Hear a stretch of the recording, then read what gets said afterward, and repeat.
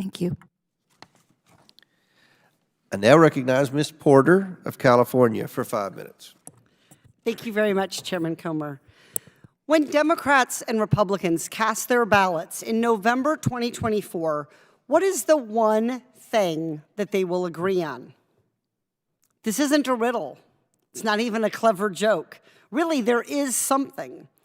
Regardless of party affiliation, every voting American wants to be confident that their ballot will get processed, will be counted. No matter who we vote for, we all want our ballots to get smoothly to their final destination. After all, this desire applies to anything important that we want processed. When was the last time anyone here sent a family heirloom through the mail to a relative without getting a tracking number? And who hasn't tracked their order of clothing or medicine at least once?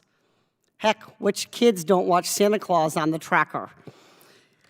I don't know about you, but for me, it's comforting to know where my purchases are and when they're being shipped. That way I know they're truly on their way and I can anticipate their timely arrival.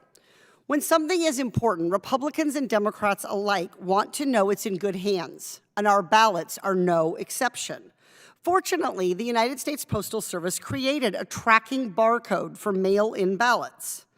But unfortunately, not everyone gets to use ballot envelopes that meet the U.S. Postal Service design requirements, and we need to fix this problem. That's why I joined with Representatives Mace, Mafume, Donalds, Connolly, Fitzpatrick, Norton, and Siskamani to introduce the Vote by Mail Tracking Act. Under our bill, every ballot envelope will meet Postal Service standards and get a tracking barcode.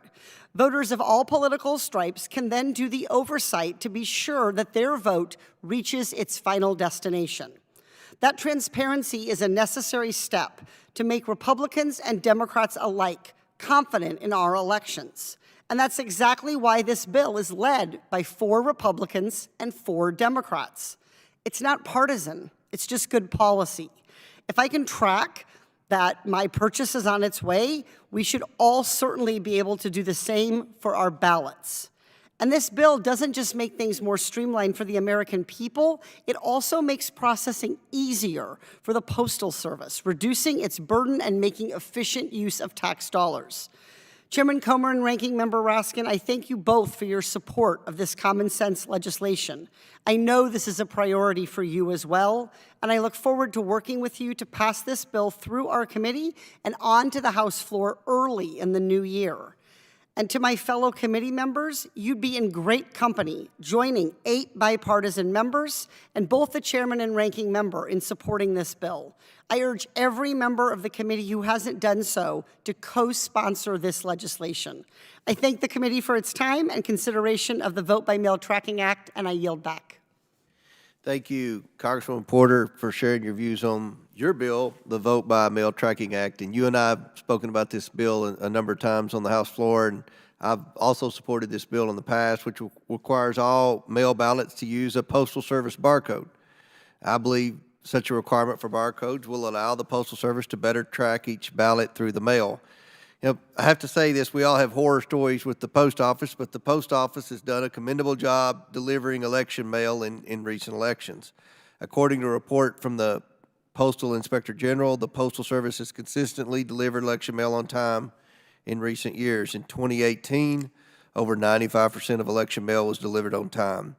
Over 96% of election mail was delivered on time in 2020, and over 97% of election mail was delivered on time during the 2022 election.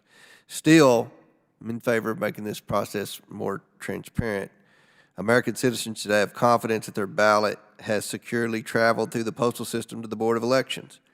I will work with staff to advance this bill's reforms. And you know, one thing, people get nervous when you talk about mail-in ballots for various reasons. Where I grew up in the foothills of Appalachia, there were always, seemed like every other election cycle, local elections, there was some type of election contest, lawsuits, election fraud, allegations, sometimes credible allegations. And almost 100% of the time, the election fraud was through absentee ballots. And I think that the more transparency we have, because, there's as you mentioned earlier, there's the old way of doing things, putting a stamp on something important and hoping it gets there. That business model is kind of obsolete now. And then there's a lot of questions about absentee ballots and validity and things like that. So I think that this is a good step. And again, it's transparent. I know my predecessor, Chairwoman Maloney, supported this legislation as well. So you have my commitment. We'll continue to work to try to see this bipartisan bill through. With that, I yield to the ranking member.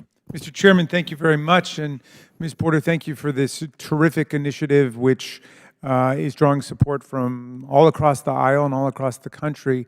I hope the idea of having a verifiable barcode connected to every postal ballot just makes great sense and will help us to get past a lot of the fear and suspicion and paranoia that has spread around voting by mail. So I'll associate myself with the remarks of the chairman and yield back to you.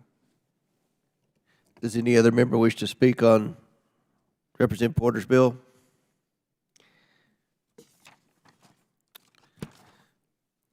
All right.